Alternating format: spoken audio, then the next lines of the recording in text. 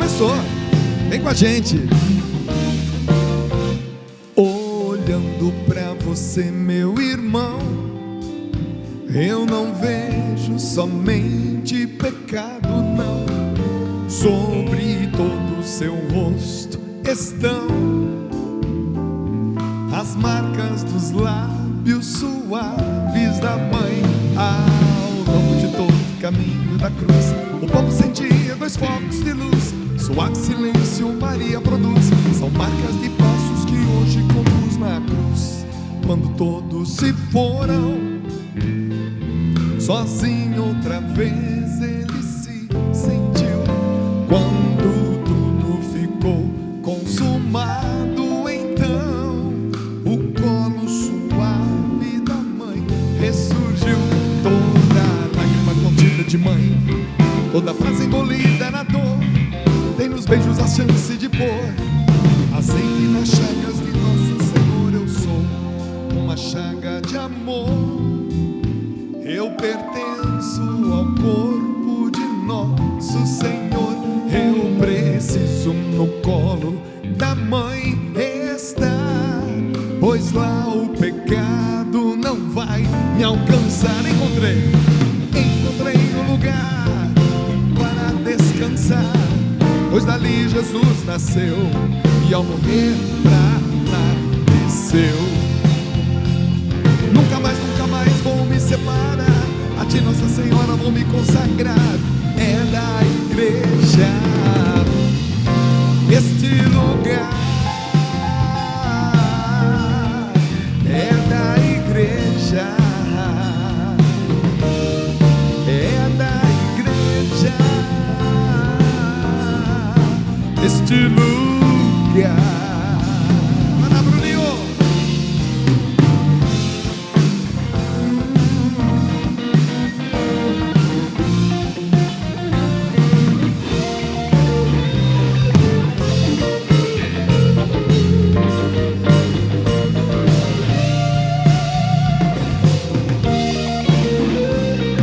Olhando pra você, meu irmão, eu não vejo somente pecado, não. Sobre todo o seu rosto estão as marcas dos lábios suaves da mãe. Ao longo de todo o caminho da cruz, o povo sentia dois focos de luz. Suave silêncio Maria produz. São marcas de passos que hoje conduz na cruz. Quando todos se foram, sozinho outra vez ele se sentiu. Quando tudo ficou consumado, então o colo suave da mãe ressurgiu. Toda lágrima contida de mãe, toda frase engolida na dor, tem nos beijos a chance de pôr azeite nas chagas de nosso Senhor. Eu sou uma chaga de amor, eu pertenço ao corpo de nosso Senhor. Eu preciso no colo da mãe estar, pois lá o pecado não vai me alcançar. Encontrei um lugar para descansar, pois dali Jesus nasceu e ao morrer pra lá desceu. Nunca mais vou me separar, a ti Nossa Senhora vou me consagrar. É da igreja este lugar, é da igreja, é da igreja este lugar.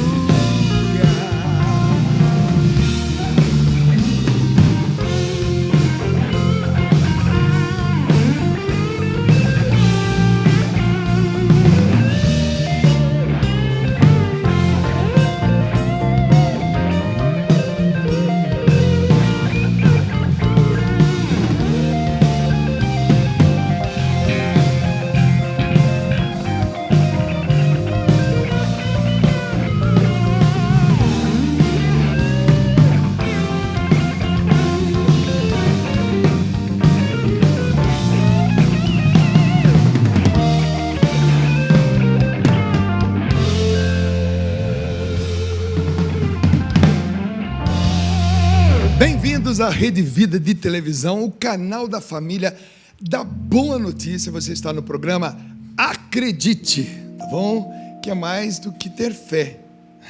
Fé todos nós temos, tá bom? Todos nós temos. Mas dar crédito a quem? A Deus, que jamais falhou conosco. Isso é acreditar. Volto a dizer, fé todo ser humano tem, gente. Ninguém consegue viver sem fé, ninguém consegue viver sem esperança.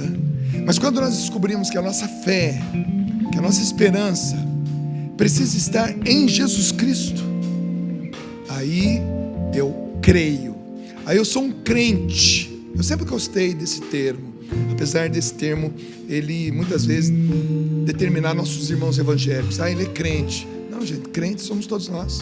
Nós cremos, nós acreditamos, tá? Eu sou um crente, eu acredito, eu dou crédito a um Deus em que eu tenho que sofrer as demoras dele. Isso é inevitável. O tempo de Deus é diferente do meu, mas eu creio, eu acredito nele, como católico, apostólico, romano, que creio na Eucaristia, na intercessão de Nossa Senhora, na comunhão dos santos, na remissão dos nossos pecados, na vida eterna. Eu acredito em tudo isso. Então, seja muito bem-vindo ao programa Acredite, aqui na Rede Vida de Televisão. Boa noite, banda, mais uma vez. Boa noite, Rinaldo. Boa noite, Bruninho. Boa noite, Éder Christian Lopes. Boa noite, Diego Campos. Essa é a banda Gibbors, que está comigo desde o dia 13 de abril de 2020, quando nós estreamos o programa aqui na Rede Vida de Televisão. Estamos completando, agora em abril, estaremos completando 5 anos de programa Acredite aqui na Rede Vida. Eu fico muito feliz, meus irmãos, porque são mais de 250 programas, 250 entrevistas, 250 histórias. Então estou muito feliz mesmo, e quero partilhar essa felicidade com você.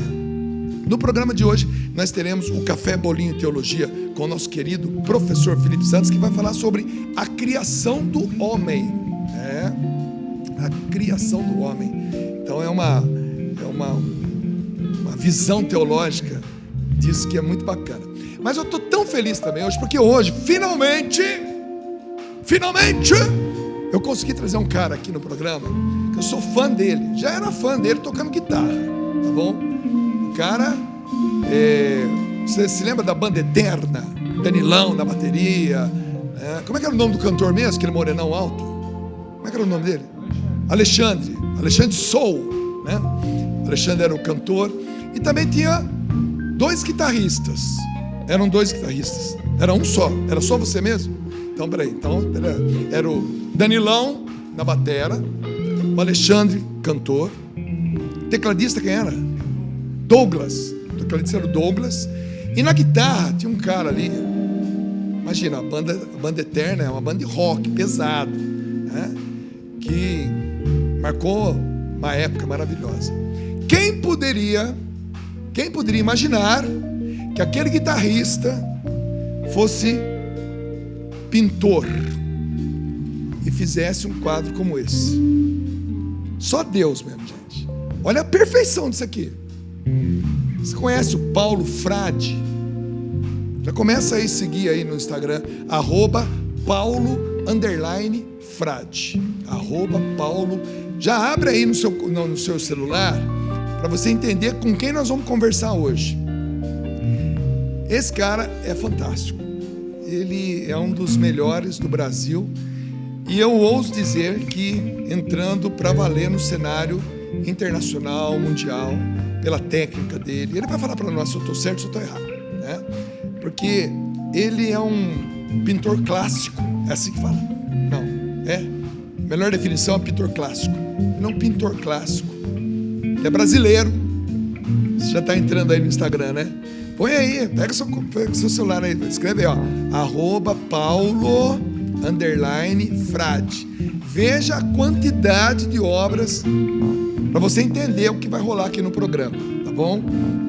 E eu já quero indicar aqui para vários programas da Rede Vida, que eu tenho certeza que vai ser assim, produção de primeira, para vários programas aqui da Rede Vida. A Cláudia Tenório, tá bom? Ali do Padre Juarez, Padre Marcos, do Dalcides. Gente, o cara é fera. Eu o conheci tocando guitarra. Depois ele deu uma sumida, né? Eu também sumi, a gente não se falou mais. Daqui a pouco eu descubro um cara lá no Instagram. Eu conheço esse barbudo aí, bicho. Conheço esse cara. Esse cara aí é músico. E não é que era a mesma pessoa. Então, para falar sobre essa outra arte, que é uma arte maravilhosa, que é um quadro de São Jerônimo, tá bom? Olha só a expressão. Parece uma foto, mas não é foto. É pintura, tá bom? Para a gente conversar sobre arte e arte de primeira, vem para cá o meu amigo Paulo Frade.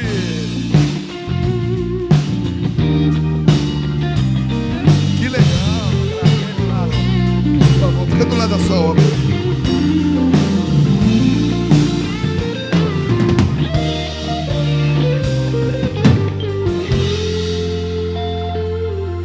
Ô Paulo, essa turma é tudo fã também, viu? Não, bandaça, hein? Não, bandaça. Banda de primeira aí, mas tudo fã também. Tudo é mesmo? Fã do seu trabalho. Todo mundo aí. O Rinaldo da mesma época ali, da mesma geração ali, né? Rinaldo tá junto comigo faz 34 anos, você acredita? Caramba, tudo isso. 34 anos. Fui eu que mostrei o Instagram dele para você. Foi ele. É mesmo? Foi ele. Foi ele. Ô, Dunga, você lembra do Paulo Frade? Eu falei, qual? O guitarrista do Eterno. Eu falei que eu lembro, claro que eu lembro. Você sabia que ele pinta? Eu falei, Rinaldo, eu conheço punhadinha que pinta aí, mas ele pinta mesmo? Aí ele mostrou. Quando ele mostrou seu Instagram para mim, eu fiquei doido. Eu fiquei doido porque eu amo pintar. Aliás, eu amo desenhar. Só que é lógico, né? Proporcionalmente falando, nada a ver, tá? Mas eu gosto muito de desenho. Inclusive, ensinei meu filho a desenhar. Meu filho hoje desenha, tem o estilo dele, meio mangá, né? Mas o meu irmão desenhava para mim. Meu quarto, quando eu era pequeno, quando eu era criança, o meu irmão desenhava nas 4 paredes e no teto. Tudo assim, coisas de Walt Disney. Mas todo ano ele trocava pintura. Então eu aprendi a pintar com meu irmão, desenhar. Depois ensinei o Felipe, e o Felipe hoje realmente é profissional dentro do estilo dele. Então eu sempre admirei a arte, né? Mas quando eu vi o seu trabalho, Paulo, aí eu fiquei... Obrigado. Né? Então foi o Rinaldo que me apresentou você.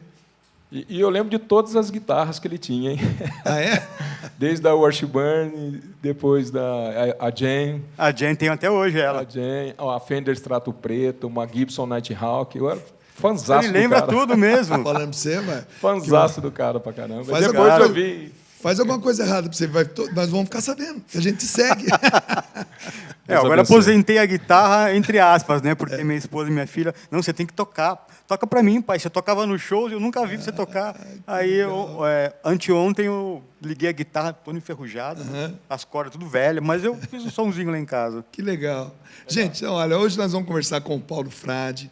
Você que já pegou o celular aí, já pesquisou aí no Instagram, quem é o @Paulo_Frade, tá? Você está vendo aí as obras dele, é muita coisa que dá para ver lá, é muito quadro, muito lindo, né? Tem até um quadro do Padre Paulo Ricardo que você pintou. Sim, foi. Já está com ele o quadro? Já, teve um lançamento aqui da editora Molokai, eu não me lembro a igreja, foi o lançamento, o padre estava lá. E aí a gente conseguiu entregar pessoalmente, eu conheci o padre, foi muito incrível. Interessante. Vamos falar um pouquinho dessa arte, né? Que tipo de arte? Como é que você define? Porque é um realismo impressionante, né? Eu tenho um quadro que você lá que tem 2 senhoras, né? Que me impressiona muito, né? A expressão delas é lindo, né? Como é que você define a sua arte? É uma pintura baseada nos grandes mestres do passado, principalmente a era barroca, né, os mestres do barroco. Então, tive uma formação clássica, um mestre que estudou na Itália, veio para o Brasil e, com 12 anos, minha mãe me matriculou na escola dele. E o incrível é que eu queria desenhar também, eu desenhava Disney. Aí minha mãe viu, não, peraí, você tem que estudar. Evoluir. E aí eu fui para essa escola aí. E aí a pintura ela é baseada nesses grandes mestres é uma pintura realista e é atemporal. Né? Ela tem uma função, né, que é elevar o homem a Deus. A Deus. É uma arte barra fé. Digamos Exatamente. assim. É uma arte barra fé. Sim. Quer dizer, a sua arte, os quadros que você tem pintado, você expressa isso. A sua arte realmente remete ao transcendente, ao poder superior, que nós todos chamamos, de, claro, de Deus, Trindade, Jesus Cristo e por aí afora. Quer dizer, quando você está pintando, a sua intenção é essa, levar as pessoas a pensar no alto. Sim, eu me baseio muito na carta do Papa João Paulo II aos artistas, né? Que ele diz que ao artista é dada uma centelha divina para que ele produza a arte e essa arte esteja a serviço de Deus. Então, assim, na minha visão, o artista é um servidor, né? Não uma estrela. Eu estou aqui para poder abrir uma janela através da obra de arte, a contemplação do divino. Quando a gente entra numa igreja, né, e você vê pinturas, estátuas, os santos, né, você vai entrando em oração, você vai preparando a sua alma, né? Então, quanto mais a igreja tem elementos católicos, mais elementos da nossa fé, a pintura, a gente vai se transportando para essa realidade, uma narrativa que nos leva ao próprio Deus. Porque Deus não é belo, Ele é a própria beleza. É o autor. É o autor de toda a beleza. Então, o artista, no meu caso, né, que pinta a arte mais religiosa, mais realista, é levar o homem a contemplar o belo, abrir uma janela onde o espectador se transporte para Deus. Agora é interessante, porque quem conheceu o Paulo antes, como era o nosso caso, e via, o Paulo era guitarrista de uma banda de heavy metal, né? Só que católica, né? Cantando as coisas de Deus. Então, um beijo no coração do Danilão, né? Que até hoje a gente se encontra de vez em quando lá no Santuário Santuário Mãe de Deus, lá onde o Padre Marcelo celebra. Quando é que você percebeu que iria fazer a transição de um guitarrista de rock para um pintor clássico? Porque é muito distante uma realidade da outra. Né? É distante, mas tem alguns elementos que juntam as duas coisas, né? Por exemplo, quem gosta de rock gosta de admirar a capa. Na época dos vinis, né? Verdade. Então, os grandes eram verdadeiras obras de arte. Exatamente. Pode citar nome de banda? Claro, lógico. Eu gostava muito de ver as capas do Iron Maiden, e o pintor chama Derek Riggs. Então, esse cara criou um universo, criou uma narrativa. Então, eu ficava vidrado nas pinturas, elas me transportavam também, né? Você ouvia o lado A e o lado B, olhando a capa, assim. Tentando decifrar coisas ocultas na capa. Você via ali, tem um disco deles que chama Power Slave, e você vê a pirâmide, é o próprio mascote da banda, aí você vê elementos ali, as pessoas andando ali, subindo a escada. Então, você vai mexendo com o imaginário. E depois você precisa também ter músicos virtuosos, principalmente o vocalista, né, e os guitarristas numa banda de metal. Então, tudo isso tem a ver com a pintura, só que são direções diferentes, né? São evoluções. São, como é que fala quando a música tem bastante... não é contratempo que fala, que tem muitas mudanças de ritmo, como é que é? Tem um termo que se usa. Quando sai de um andamento, vai para o outro andamento, diferente, volta. Como é que é? Eu estou tentando lembrar aqui o nome. Acho que é isso, né? Muda andamento. Contra... Eu esqueci o termo que se usa. Eu esqueci. Mas, assim, às vezes você está indo numa determinada batida, num ritmo, e, de repente, desdobra, ou dobra, ou muda, ou fica ralentado. Quer dizer, a música também tem essa evolução. Sim, né? sim. Essa evolução dentro dela, dependendo do arranjo. Né? Eu vejo assim, eu começo a imaginar um pintor, né, como você, e você tem um lado do quadro que é totalmente escuro. Sim. Né? Aí, de repente, você vai entrando na luz. Né? Exatamente. Parece que você acendeu uma luz no quadro. É isso. E, de repente, você entra nas cores. E, de repente, você entra na expressão de um olho, por exemplo. né, do poro de uma pele. Quer dizer, são coisas que você vai encontrando dentro do quadro. Se eu parar na frente do quadro ali e ficar contemplando, isso que eu faço nos grandes museus... É a palavra, contemplar. Eu fico olhando aqueles quadros, às vezes gigantes, né? Como nós temos aqui em São Paulo também, aquele quadro enorme do momento da proclamação da independência, né? Lindo. Você olha e começa a olhar os detalhes, desde a canela do cavalo até a expressão do... Então, você começa a descobrir evoluções no quadro que é bem semelhante à música, né? A música, você sai de uma nota, né? Um clima, um prelúdio ali, e de repente você está um solo de guitarra, né? Exatamente. Então, essa evolução acontece também ao pintar? Acontece. E, Dunga, você falou uma coisa muito interessante, a luz e a sombra. Em Gênesis, Deus diz, né? Faça-se a luz. Tudo era trevas, né? Eram trevas, né? Então, assim, eu começo o quadro pelos escuros, assim como a técnica dos grandes mestres, né? Eu não estou inovando nada, eu estou apenas replicando o que eles faziam, né?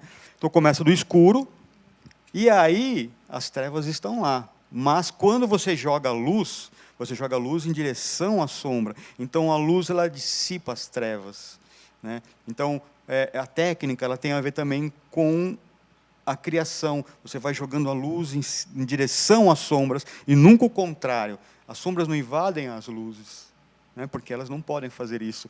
Na pintura, existe esse... Não sei se é um rito, se eu poderia chamar assim, mas vamos dizer, uma maneira de executar que é totalmente ligado à espiritualidade católica, à espiritualidade cristã. Então, esses artistas, muitos deles do passado, eram católicos praticantes, outros não, mas sempre teve essa relação com a igreja, porque se não fosse a igreja católica, a gente não teria esse legado. Isso é importante dizer. A nossa igreja católica, apostólica, romana, financiou esses grandes mestres, e hoje... Nós estamos falando de Michelangelo, Picasso, Da Vinci, Caravaggio, Rembrandt, Rafael, esse é incrível, né? Rafael. Então, assim, essa galera toda, eles foram financiados pela igreja. Para quê? Foi assim, a Revolução Protestante acontecendo, e a igreja falou, bom, então qual é a nossa resposta? Toma aí, ó, pintura. Porque o povo não sabia ler. A maioria não sabia ler. O fato eu estive algumas vezes, né, na Rússia. Não na Rússia. Olha, gente, olha isso aqui. Isso aqui não é foto, isso aqui é uma pintura. Tá bom? Fala um pouquinho dessa. Tem uma coisa interessante sobre isso. Vocês podem perceber que as sombras elas são mais lisas, menos volumosas de tinta. Na luz, o pintor está querendo reproduzir a luz real. Bem no meio da testa dele, bem no meio da luz. Veja a pasta de tinta, para tentar reproduzir a luz. E as sombras são mais transparentes. Por quê? A sombra é a ausência da força, a luz é a força. Então, até na plástica da execução da obra, a gente pinta de maneira diferente a sombra e de maneira diferente a luz. Então, o artista está tentando... Eu vou pôr bem entre aspas isso aqui, tá?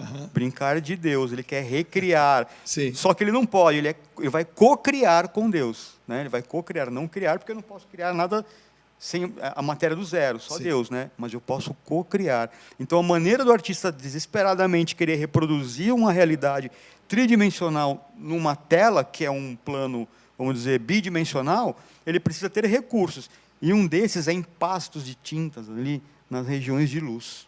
E é interessante, quanto mais você se afasta da pintura, mais realista ela é. Exatamente. Quanto mais você se afasta do quadro, mais nítido fica essas intenções. Sim. Né? Porque quanto mais você chega perto dele, você vai ver as pinceladas, você vai ver... Olha isso aqui.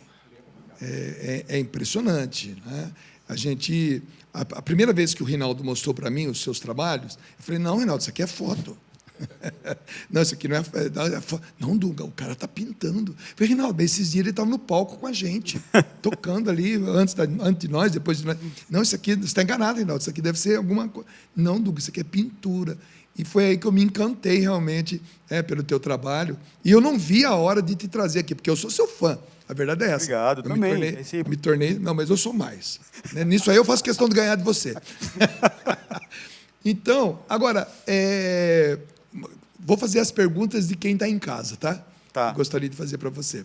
Primeiro, você disse que você sai do escuro para a luz. Sim. Então, por exemplo, quando você pega uma tela, primeiro você pinta a escuridão e depois vem puxando para aquilo que você quer mostrar no quadro. Exatamente. Eu pego a tela em branco, né, e dou uma base nela mais escura, uma base na tela inteira, né, e que é chamado de imprimitura, que é tingir a tela, nada mais do que isso. Aí eu faço um desenho com uma tinta marrom ali e tal, sombreio, não sei se esse é o termo, né, vou colocando as sombras, né, e aí eu vou colocando a luz e vou jogando essa luz em direção à sombra, porque no mundo real, quando você acende uma lâmpada, a gente não vê, mas a luz vem e invade o objeto, né? A luz abraça a forma, ela percorre a forma, não a sombra, porque a sombra é onde a luz não chega. Até tem esse lance do bem e do mal, né? O que é o mal? A ausência do bem, né? Onde o bem não chega. Então, esse é o, vamos dizer, o procedimento e essa alusão ao mundo espiritual, porque não dá para separar. Porque, assim, na minha visão, Dunga, a arte não pode se tornar algo que fale do artista só. Ela tem que porque a arte é muito maior do que o artista, no meu ponto de vista, né? Então, um artista que recebe um talento, todo mundo tem um talento, né? No caso, eu tenho um talento para pintar.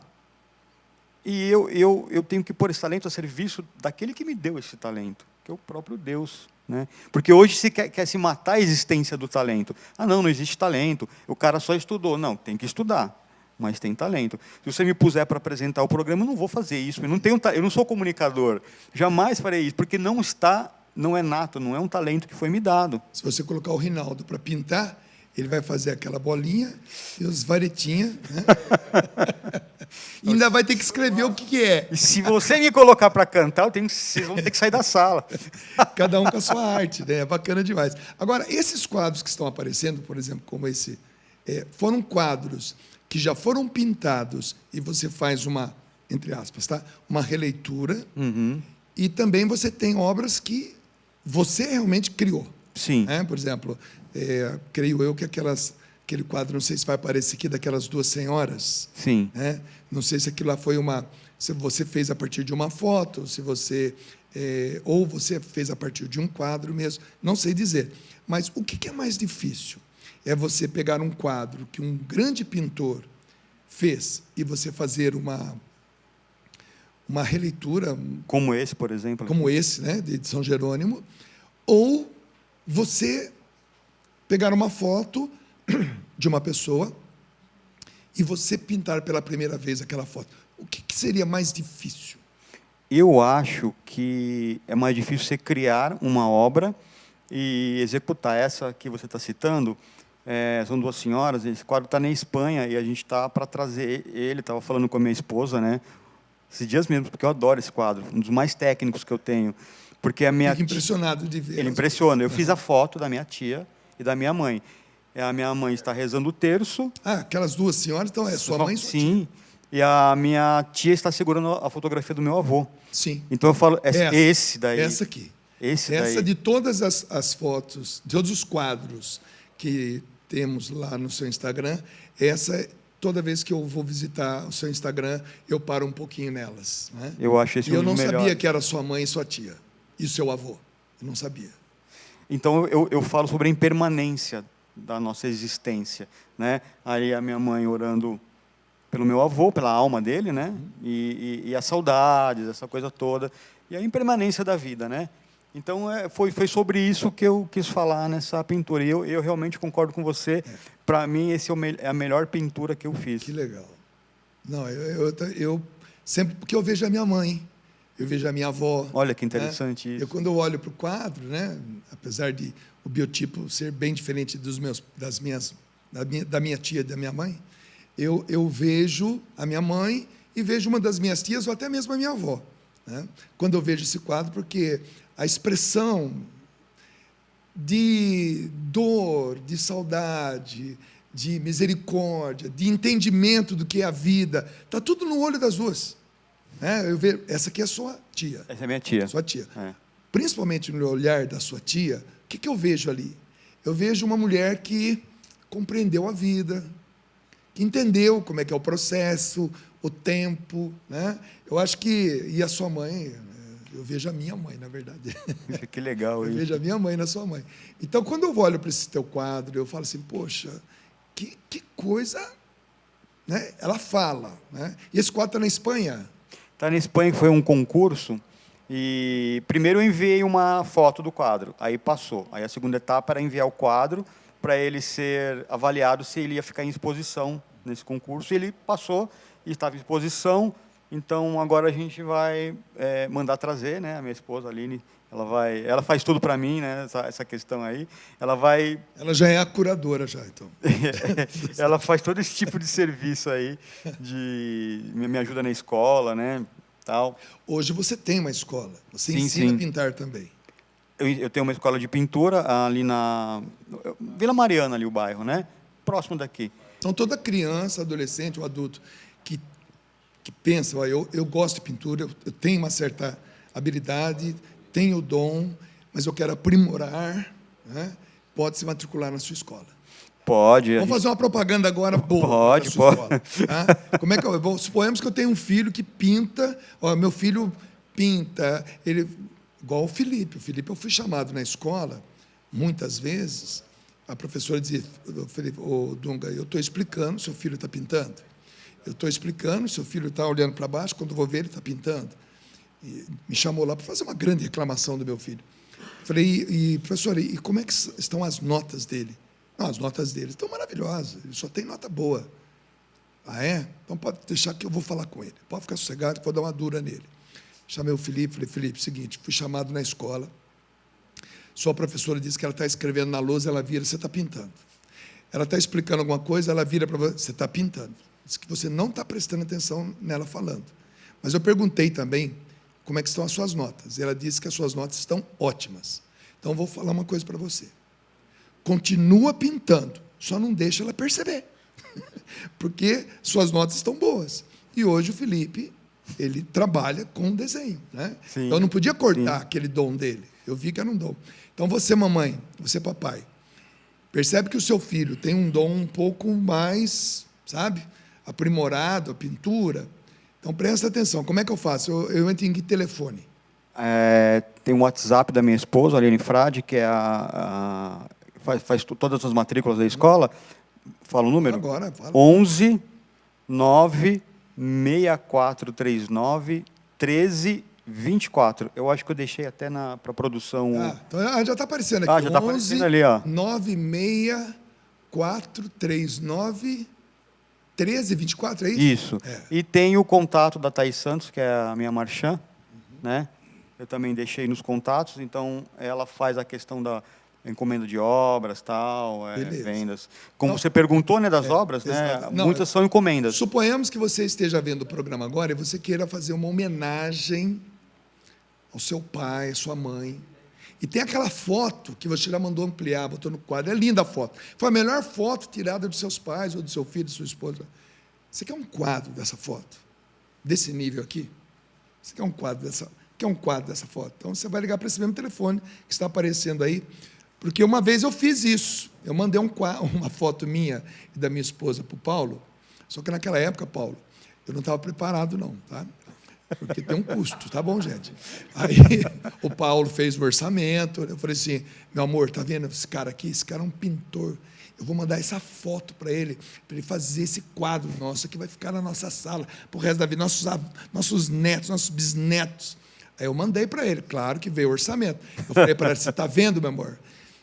Vamos esperar um pouquinho. Mas agora eu estou em condição. Então nós vamos conversar. E você falou uma coisa muito interessante, o legado. Você está pensando no legado. Legado. Vou deixar para os meus filhos, para os meus netos. Isso é tão importante. Poucas pessoas ainda têm essa consciência, mas isso é muito importante, o legado. Porque isso aí é o que conta a história. Eu me lembrei agora, estava na Turquia, e eu fui visitar uma igreja que se chama Nossa Senhora de Choros. Essa palavra choros, no dialeto deles daquela época, significava fora dos muros, choros fora dos muros. A igreja ela é toda desenhada por dentro, por fora e o teto, tá bom? O teto, né, o interior. E naquela época ninguém sabia ler, ninguém sabia escrever, somente o sacerdote. Então, a homilia da missa era feita andando por dentro e por fora da igreja e mostrando o teto. A igreja toda era desenhada. Era assim que se evangelizava antigamente. Então, a igreja católica, apostólica, romana, descobriu na pintura uma forma eficaz de contar a história do cristianismo. Então, como a arte do Paulo Frade é uma arte que nos transpõe, né, nos coloca, fazendo com que essa fé esteja mais aguçada em nós, então por isso que nós hoje trouxemos o Paulo, porque é uma missão, né, Paulo? Uma missão. E você fez a leitura correta aqui. Ah, é? E não precisou de texto. De jeito nenhum. Então, foi a minha interpretação. A boa arte fala por si só. Você não precisa fazer um texto, porque daí vira uma peça publicitária, não é mais uma arte que se comunica. Se você tem que escrever o que quer dizer aquilo... Já imaginou tocar um estilo musical e ninguém identifica o que é? Não, isso aqui é funk, sei lá, isso aqui é heavy metal. Você que tem que explicar a arte. A arte tem que não se explicar. explica. Viraria uma música minimalista, assim, com uma nota, sei lá, né? Se fosse nesse mesmo nível que a arte que precisa ser explicada, né? Bom, gente, hoje nós estamos conversando aqui com o Paulo Frade, @Paulo_Frade. Nós vamos para um pequeno intervalo, vou sair cantando para você a música Realiza o Milagre em Mim, mas nesse intervalo, já abre o seu celular, procura aí, @Paulo_Frade, vai vendo tudo que tem aí, porque nós estamos conversando hoje com um dos, pelo menos eu não conheço tantos, né? Não, aliás, eu não conheço nenhum outro, só conheço você nessa... Com certeza existem outros pintores do seu estilo no Brasil, né? Mas eu não conheço, tá? Eu conheço você. E eu sou teu fã. Então, obrigado. Você vai acompanhar esse trabalho dele, que é um trabalho maravilhoso, tá bom? Mas o que eu quero mesmo é que um dia você tenha um quadro do Paulo na tua casa, tá? Do teu pai, da tua mãe, da tua avó, teu quadro. Assim como um dia, se Deus quiser, eu vou ter um quadro dele. Vai, com certeza. Eu e a Neia, tá bom? Para que meus netos, bisnetos, tataranetos possam lembrar, isso aqui era o vovô, era o bisavô, era o tataravô Dunga, né? Retratado, porque isso é maravilhoso. Além, é claro, né? Depois ele vai falar um pouquinho sobre o quadro que está aqui do nosso lado, que é de São Jerônimo, tá bom? Ele vai explicar um pouquinho para nós essa arte. A gente sai cantando Realiza o Milagre em Mim e a gente volta rapidinho. Vamos lá, galera.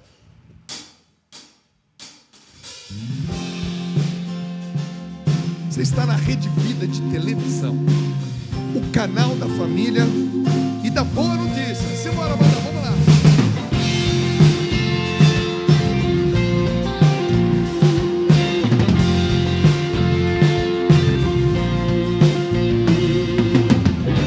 Eu sei que tu és o Deus do impossível.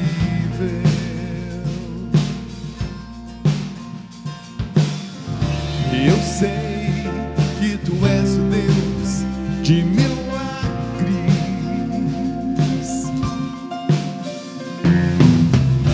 Eu sei que tu és o Deus do impossível.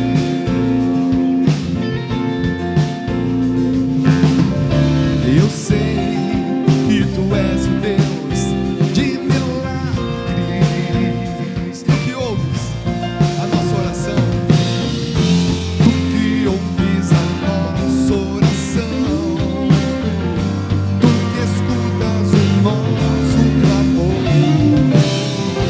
tu que sondas nosso corpo.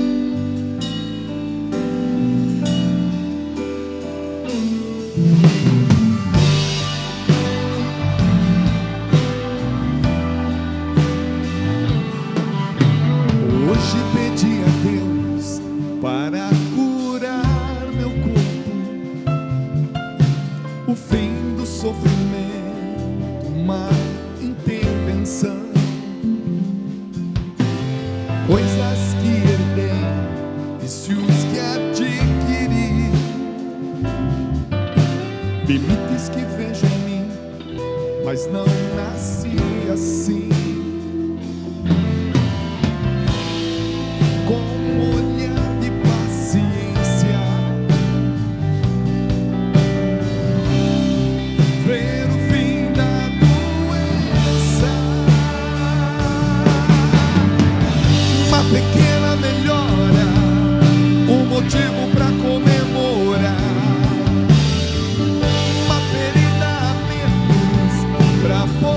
voltar a sonhar. Sei que uma alma curada socorre uma carne cansada. Hoje a gente até vai cantar menos, porque o papo está muito bom, tá legal? Mas também hoje tem café, bolinho e teologia, e hoje nós vamos falar sobre a criação do homem, é isso? Então vem pra cá, professor Felipe Santo.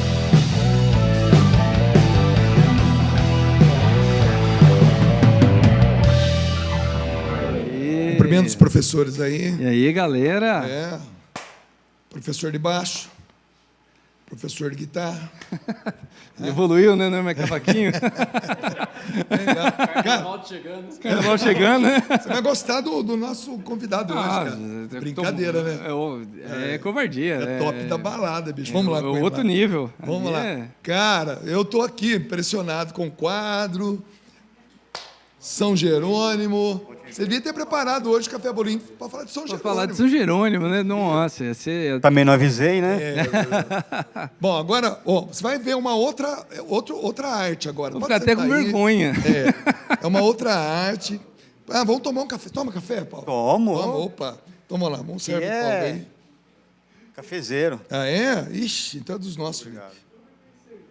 Você sabe que quem é o cafezeiro, você conhece quando ele não adoça o café, né?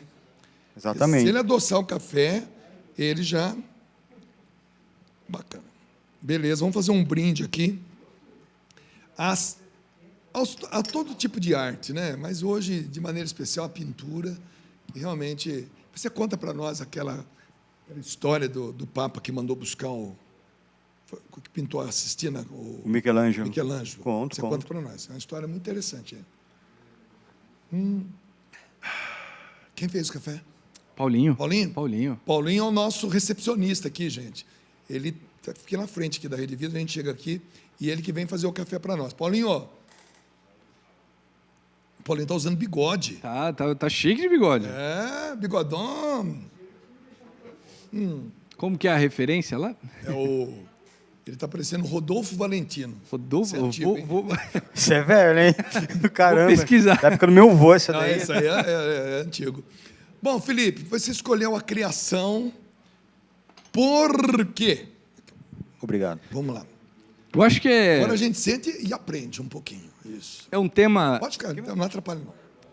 É um tema interessante, a criação do homem, e ronda, né, muitos questionamentos, né? Como é que surgimos? Né? As perguntas clássicas da humanidade, né? De onde viemos? Para onde vamos? Por que estamos aqui? Né? E é interessante que, quando nós vemos no relato bíblico, o que muitas pessoas não sabem é que aquela visão, né, ela é muito mais teológica do que biológica. Ao mesmo tempo que nós temos essa noção de criação do homem, nós temos, ao longo, né, de todo o globo ali, diversas civilizações que tinham a sua cosmogonia, que tinham os seus contos, as suas ideias a respeito da origem, né, do homem. E quando nós pegamos ali o relato bíblico, em Gênesis, é interessante que, de uma maneira muito poética, nós temos essa visão que contempla a criação, tudo sendo feito, né, como que Deus está criando, está mostrando a sua arte, né, e como ele começa a desenvolver o homem e a diferença do homem para as outras criações, né. E também temos em toda essa história, né, uma espécie de justificação para o que é o mal. Como é que o mal entra? Se Deus é bom, ele criou o mal também? De onde vem o mal? Por que existe o mal? Como que isso entra em cena? Então é interessante que nós temos ali, nesses primeiros relatos bíblicos, essa prova de que lá atrás a humanidade já fazia essas perguntas, só que a ciência também continha elementos da fé. Hoje, após o século XVIII, é que nós temos essas coisas separadas, né? Mas, durante muito tempo, nós temos mais tempo de civilização em que tudo isso era uma coisa só do que coisas separadas, né? O que nos vem Olha o primeiro desenho. Vamos lá. Olha só que bonitinho. Quem vai gostar? Ó, temos esse primeiro mapa. Eu ia falar quem vai gostar é a filhinha dele, mas você não colocou nenhum... Ah, só não, é o só próximo. mapa. É o próximo, é o próximo. Aí ela vai gostar. Sua filha, como é que é o nome da sua filha? Paola. A Paula. Então a Paula vai gostar do segundo desenho. Olha só que interessante. Quando nós olhamos o relato do Gênesis até o capítulo 12, muitas das histórias as quais nós vemos ali, elas são referentes a esse território aqui.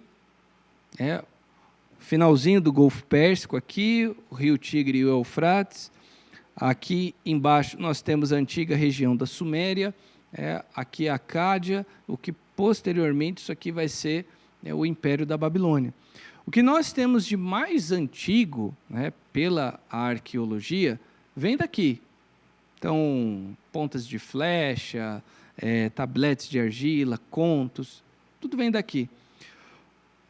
De onde vem essa questão do homem? Imagina o seguinte, essa linha vermelha é a caminhada de Abraão. Gênesis capítulo 12. Abraão está aqui, no sul, na Suméria, cidade de Ur. Imagina que tudo que ele está vivendo ao longo dessa caminhada, ele está vivendo uma experiência nova com esse Deus que se revela. O que está acontecendo aqui? Uma ressignificação da história, do conhecimento.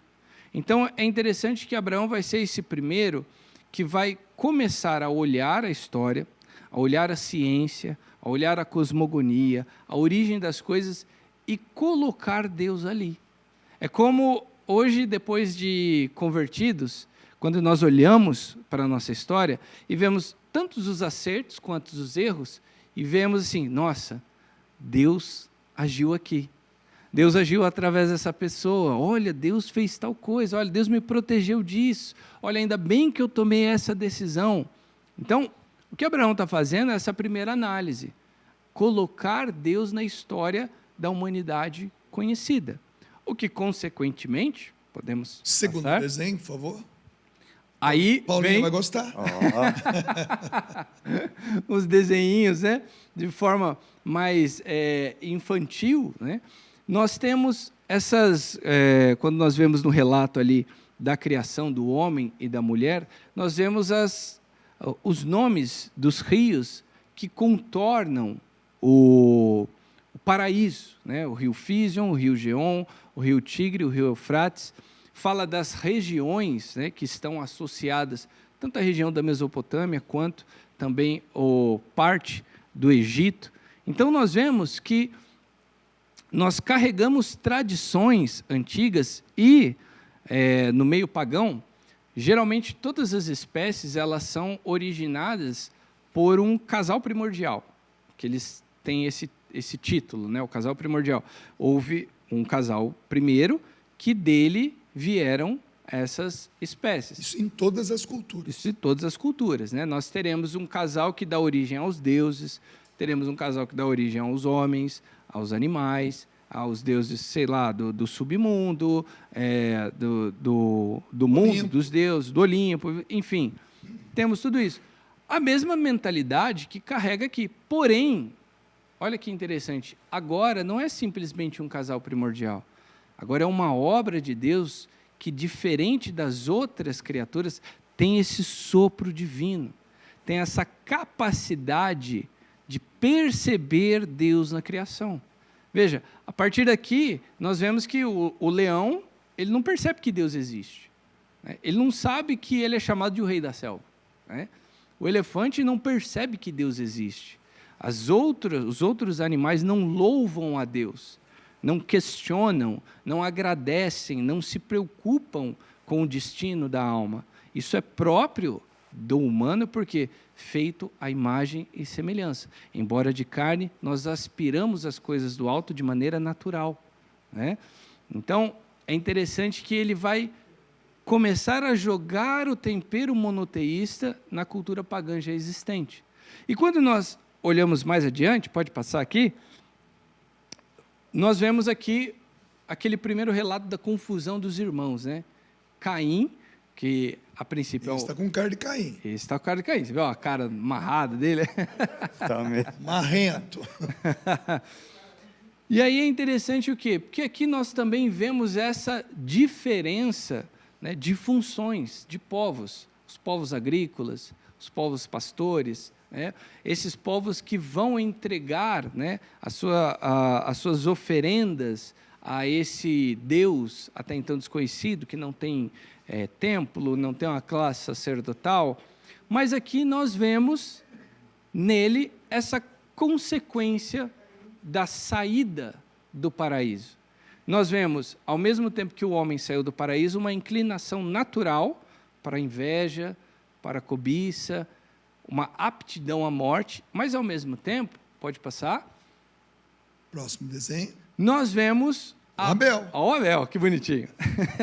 Nós vemos a aptidão da bondade, que busca esse constante encontro com Deus, de entregar para Deus, né, o seu melhor, os primeiros frutos, o melhor do seu rebanho. Ou seja, não é só derramar sangue, não é só queimar alguma coisa, é mostrar que aquilo que é essencial para a sua vida, aquilo que vem primeiro, você não está saciando a sua necessidade, você está entregando para Deus.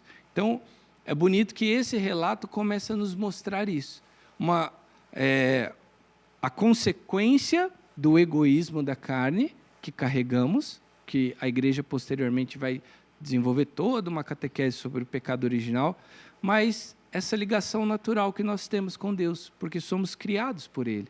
Carregamos esse sopro divino, carregamos essa condição natural de perceber a existência dEle, mesmo sem ver, mesmo sem quantificar, qualificar, mas nós sabemos de alguma forma que algo além de nós existe e nos chama. Então é legal que esse relato da criação, às vezes olhado rasamente como se fosse uma resposta biológica, é algo muito mais teológico, muito mais filosófico, que responde a questões da alma e nos leva de volta para perto de Deus. Lembrando a você que até o capítulo número 12 de Gênesis, fica difícil a gente imaginar uma linha de tempo. Tá? Nós estamos falando aí de milhões de anos.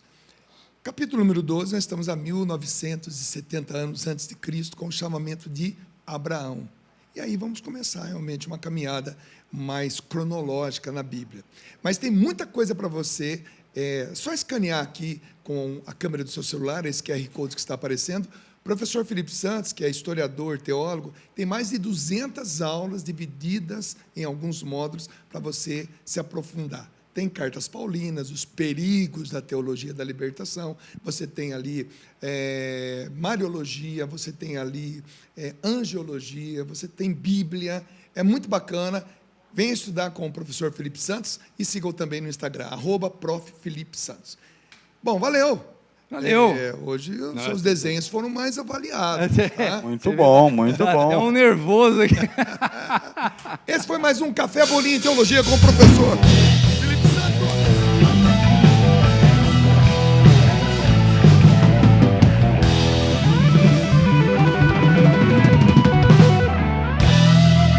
Fantástico. Põe na telinha aqui para mim, ô Mai, por favor, mais uma vez, a peregrinação que eu quero convidar você a ir. Você, eu, minha esposa, nós queremos levar você a Portugal e Espanha.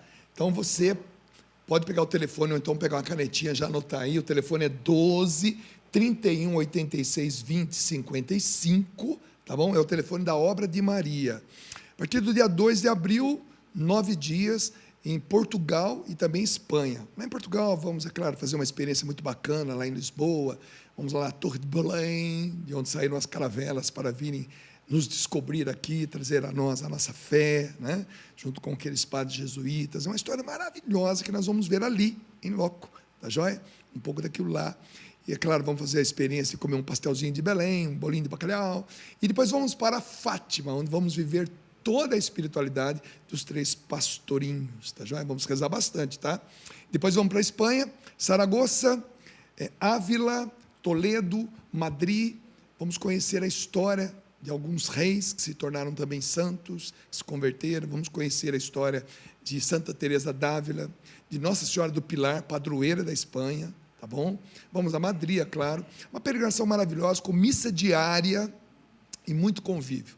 Quer viver isso conosco? É uma experiência linda, maravilhosa, que a obra de Maria, ela nos proporciona. Então, é só ligar 12 31 86 20 55, e em abril, eu e minha esposa Néia faremos questão de estar com vocês, inclusive vendo quadros também maravilhosos, naquelas igrejas maravilhosas, que você vai também admirar muito. Tá legal? Liga agora, 12 31 86 20 55. Obra de Maria é mais do que viagens, é um encontro com Deus, tá bom? A gente espera realmente que você esteja conosco. Vamos voltar para... Agora eu queria que você falasse desse quadro para nós. Vou até ficar do lado do quadro aqui. Esse é um dos muitos quadros. Sim. Você tem um ateliê para a gente visitar? Como é que é? Tem. Eu tenho um ateliê aqui na Vila Mariana, Na Vila Mariana. na Rua Luiz Góes, bem conhecida a rua ali, né? E tem a escola de pintura e muitas o mesmo obras. local, da escola e do ateliê. As minhas obras eu produzo na minha casa, né? Uhum. Mas ali na escola tem a exposição das obras. Ah, Então esse quadro tá lá, né? Vários outros. Eu ia trazer um maior, que é o do Fradão, fiz um retrato do Fradão.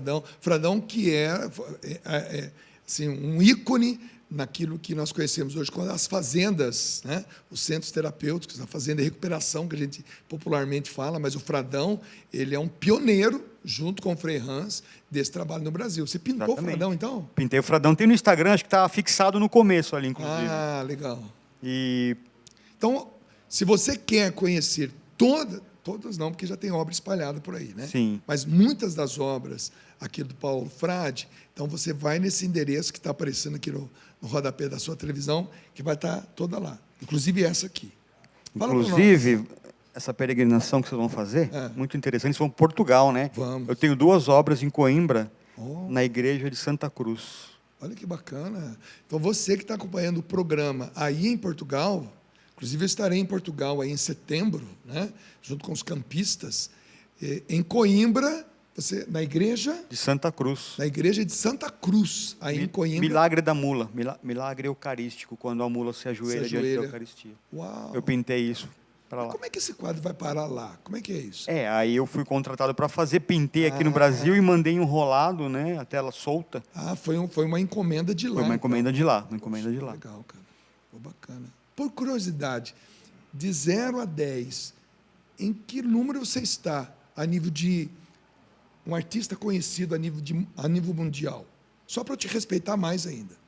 Mundial eu não sei te dizer, eu sei que no Brasil eu sou, vamos dizer assim, muito conhecido pelo que eu faço, né, na pintura. Também por causa da escola, muitos anos fazendo isso, né.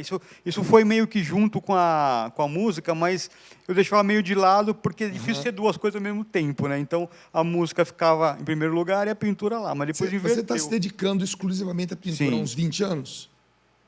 Acho que quase isso, uns Quase 15, né?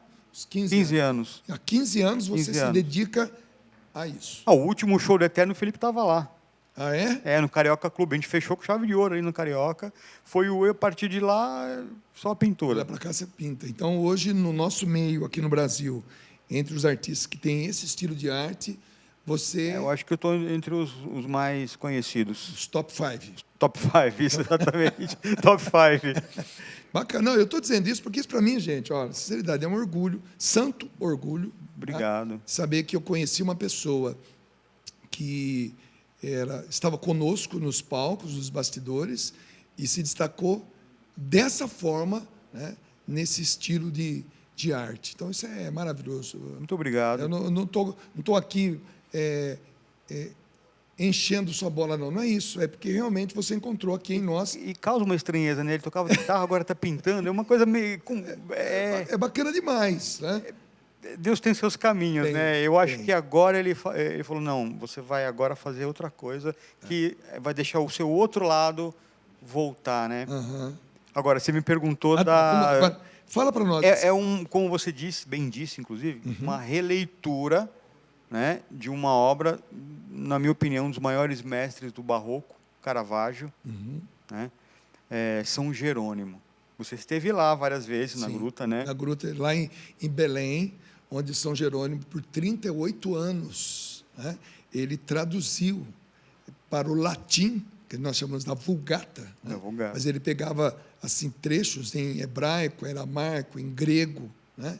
E foi juntando tudo isso, traduzindo, né, para o latim e montando aquilo que hoje nós temos com a Bíblia. Exatamente. Então, quer dizer, essa pintura, ela retrata o que São Jerônimo fez durante 38 anos.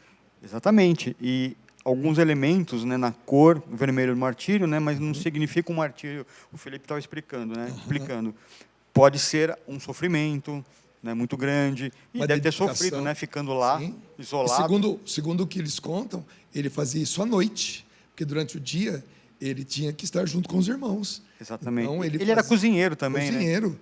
Durante o dia ele era o cozinheiro dos irmãos, e à noite, à luz de vela, lamparina, alguma coisa assim, que aquilo lá, imagina o que ardia o olho, que Sim. queimava a pele, e pegando fragmentos, né, de Velho Testamento, porque tudo isso se perdeu no ano 72 depois de Cristo, quando Roma vem e expulsa todos os judeus ali de Israel, queima tudo, rasga tudo, consome tudo. Então você imagina 300 anos depois, você reunir esses fragmentos, traduzi-los do grego, do latim, aliás, do grego, do hebraico, do aramaico para o latim, dar sentido a tudo isso, transformar tudo isso em capítulo, versículo. Gente, 38 anos levou para fazer isso aí.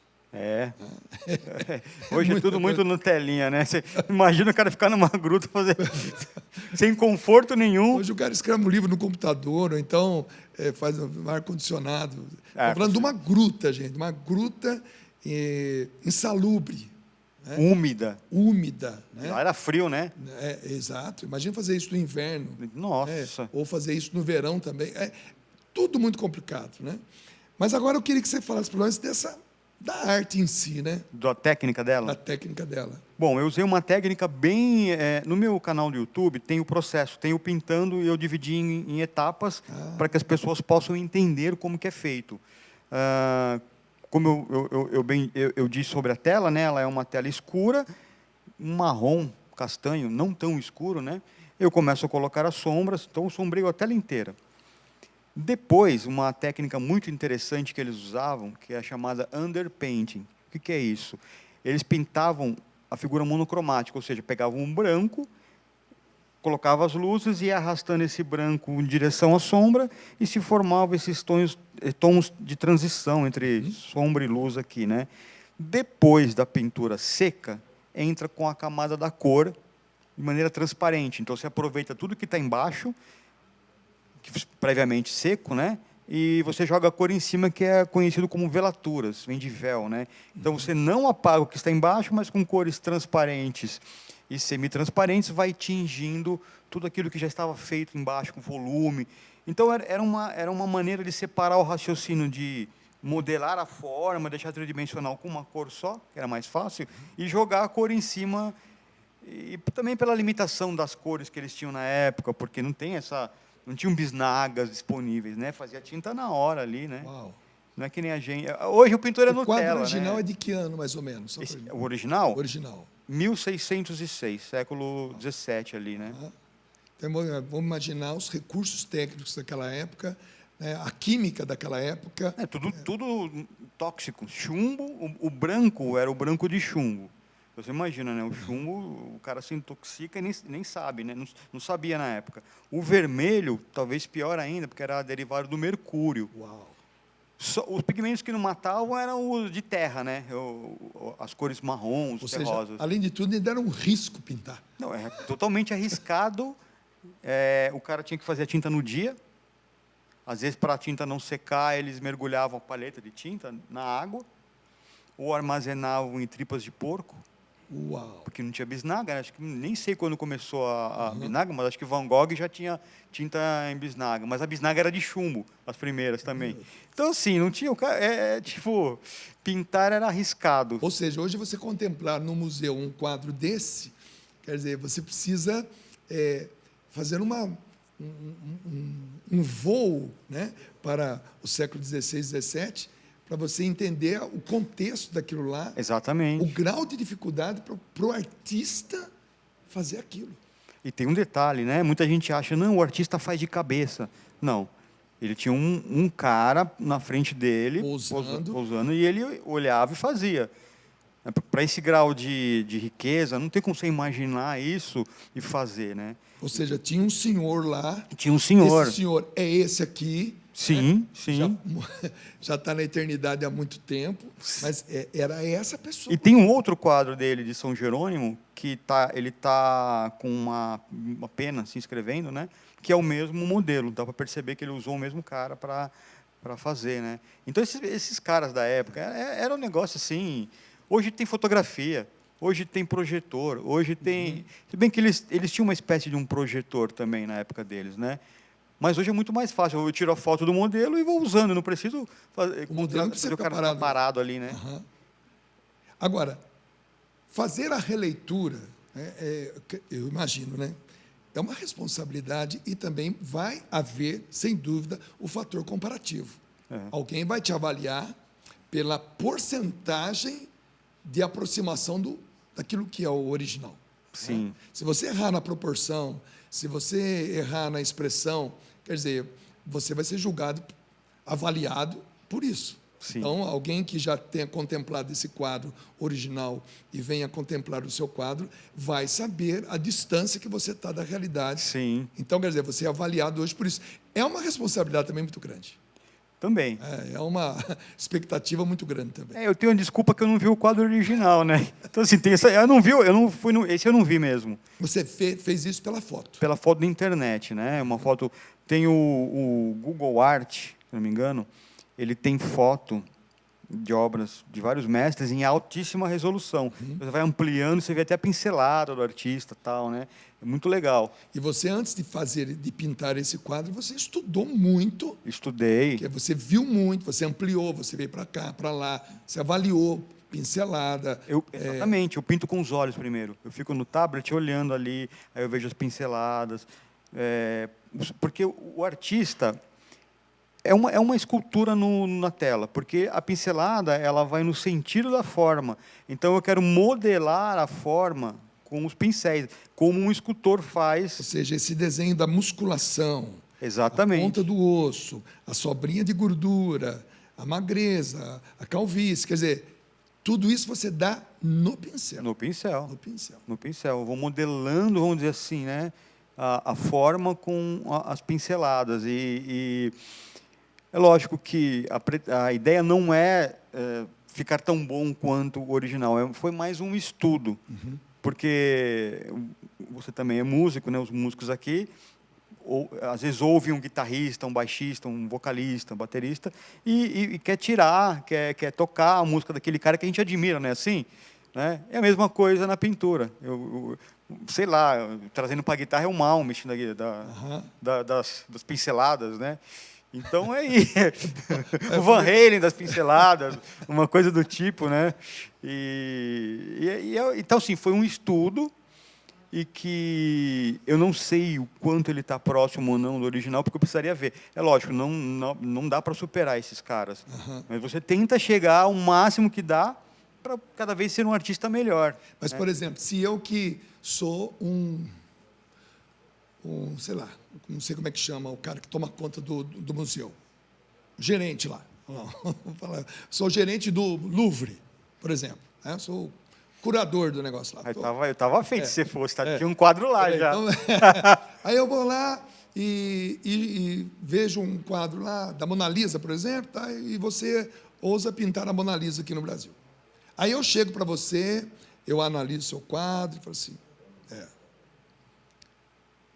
está 90%. Quer dizer, isso seria você chegar a 90%. Nossa, um elogio assim. Porque é para as pessoas que estão em casa, para você entender. Quando você faz um quadro desse, né, no caso aqui São Jerônimo, de um quadro que foi pintado em 1600 e alguma coisa, no século XVII, e você chegar para o artista, para o Paulo Frade, falar, Paulo, esse quadro aqui, na minha avaliação, ele chega a 98% do original. Quer dizer, existe um processo de avaliação disso, Existe. o qual você, como Existe. artista, você se submete a ele. Então, para a gente entender só que o tamanho, o grau, né, da intenção do artista em ter a ousadia de fazer um quadro como esse. É meio que isso mesmo, uma ousadia, né? Você é muito ousado, hein? De reproduzir uma coisa. Imagina você pegar vamos falar 5 nomes de grandes Pintores? É. Caravaggio, Caravaggio, Rembrandt, Velázquez, Tiziano, Ribera, que é um pintor pouco conhecido. Não é o Rivera, aquele mexicano, é Ribera, que é dos barrocos também. Esse é incrível, ele pintou muitos martírios. Uau. São Bartolomeu ele pintou 2, né, que ele foi esfolado, né? Uhum. E Ribera, assim, pintou com maestria essas cenas bíblicas, né? Porque o pintor ele tinha que conhecer também o que ele estava fazendo, fazer uma pesquisa histórica. E a pesquisa que ele tinha era ler a Bíblia, Ler a Bíblia. era fazer uma teologia ali, uma exegese muito grande. Exato. E aí sim usar um modelo Exato. para produzir aquilo. Um professor que eu gosto muito também é o Lucas Lancaster. Ele estava falando sobre o barroco. E esse artista, como tantos outros barrocos, todos esses que eu citei são barrocos, menos o Tiziano, que é renascentista. O Renascimento é onde o homem é um movimento humanista, onde começa a tirar um pouco Deus do centro e o homem começa a ser protagonista, né? O Barroco é uma resposta a isso tudo. Deus volta a estar no centro. Então, por isso essa dramaticidade, essa coisa do Barroco, né? Esse realismo. Para chamar atenção, e também uma resposta aos protestantes, né? No caso aqui, olha, vamos evangelizar através da arte e reforçar a doutrina de sempre da igreja. Então, o Barroco é reafirmar a doutrina de sempre, a igreja de sempre, né? Cara, Está escrito ali no teleprompter, agradece o convidado. Eu não quero terminar esse programa. A verdade é essa. Paulo, mas eu quero te agradecer. Eu que agradeço. Fazia muito tempo que eu queria trazer você ao programa, apresentar você ao nosso público, né, ao público católico. Vocês sabem, você que é católico, apostólico, romano, mariano, carismático, você entenda que você tem um artista que era guitarrista da Banda Eterna, tá bom? E que há 15 anos se dedica à pintura e é um dos melhores pintores clássicos do Brasil e que tem quadros em vários museus e igrejas na Europa. Então, isso para nós é um motivo de alegria, de orgulho, um santo orgulho, né? E está aqui o endereço dele. Se você que quer homenagear o teu pai, tua mãe, você que quer colocar um quadro legal na tua igreja, você tem agora a quem fazer essa encomenda, tá bom? Porque isso para nós, mostrar isso na TV é a nossa obrigação, tá? Trazer esse nível de conteúdo para você, esse é o nosso papel aqui na Rede Vida. Quero agradecer a você. Obrigado, bom? Lunga. Eu que te agradeço imensamente. Deus pela abençoe. Oportunidade. Tá? Amém. E eu já estou fazendo minhas economias lá para poder encomendar o meu quadro. Claro, aí você Tá vai bom? falar com a Thaís lá, vai dar tudo certo. Thaís, nós vamos conversar. Gente, eu me despeço, vamos para o intervalo cantando, mas hoje você conheceu uma pessoa incrível, @Paulo_Frade, tá bom? A partir de hoje, siga no Instagram, tá bom? Curte lá tudo que ele põe para nós e agora você sabe que você pode ter uma obra de arte na tua casa também. Obrigado, Paulão. Eu agradeço. Valeu. Vamos para o intervalo cantando com paixão. A gente volta daqui a pouquinho para encerrar o programa. Simbora, banda!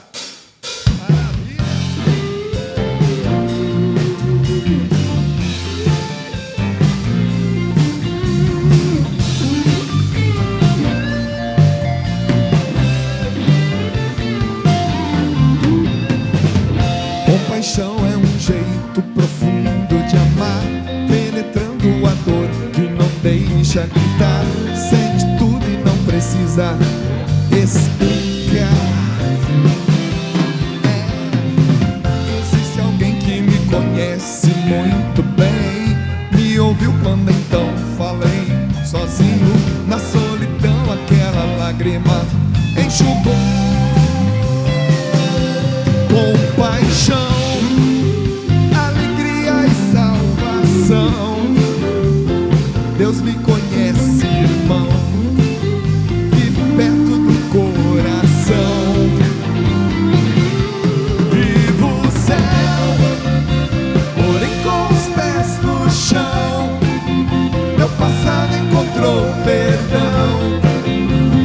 mostra o caminho e me estende a mão.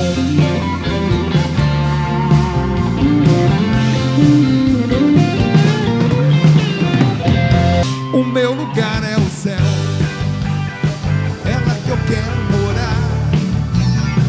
O meu lugar é o céu, é lá que eu quero morar. O meu lugar é o céu, é lá que eu quero morar. O meu lugar é o céu, é lá que eu quero morar. Eu sei, não vale a pena tanta grana, poder, fama, pois isso tudo aqui vou deixar. E sei que lá no céu só chega aquele que na terra seus bens soube compartilhar. Por isso todo dia, cada hora eu sei, com Deus eu posso contar. E a cada passo certo que eu der aqui na terra, mais perto dele eu vou ficar. O meu lugar é o céu, é lá que eu quero morar. O meu lugar é o céu, é lá que eu quero morar. O meu lugar é o céu, é lá que eu quero morar. O meu lugar é o céu, é lá que eu quero morar. Eu sei, não vale a pena tanta grana, poder, fama, pois isso tudo aqui vou deixar. E sei que lá no céu só chega aquele que na terra seus bens soube compartilhar.